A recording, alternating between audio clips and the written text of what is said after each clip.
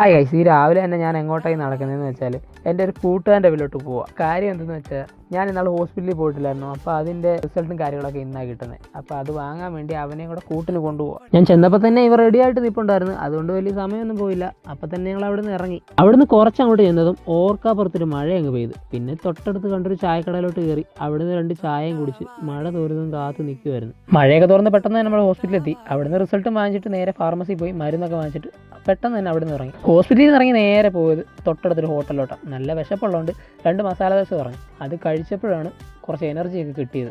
അവിടെ നിന്ന് ഞങ്ങൾ അടുത്ത് എങ്ങോട്ടാണ് പോയെന്ന് വെച്ചാൽ തൊട്ടടുത്തൊരു തൂക്കുപാലമുണ്ട്, അങ്ങോട്ട് പോയി. ഈ പാലം പണ്ട് ബ്രിട്ടീഷുകാർ പണിഞ്ഞ പാലമാണ് കേട്ടോ. ഇവിടെ നിന്ന് കുറച്ച് നേരം ഫോട്ടോ ഒക്കെ എടുത്തപ്പോഴൊരു കാര്യം കണ്ടത്, തൊട്ടപ്പുറത്തോടെ ഒരു ട്രെയിൻ പോകുന്നുണ്ട്. അതൊക്കെ കണ്ടിങ്ങനെ നിന്നപ്പോഴാണ് അടുത്ത് നല്ല മഴക്കുള്ള കോളുണ്ടായിരുന്നു. പിന്നെ അവിടെ നിന്ന് അപ്പത്തന്നെ ഇറങ്ങി കുറച്ചങ്ങോട്ട് പോയപ്പോൾ തന്നെ ഭയങ്കര മഴ.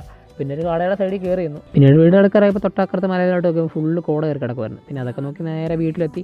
പാത്രങ്ങൾ ഗൈസ്, ബൈ.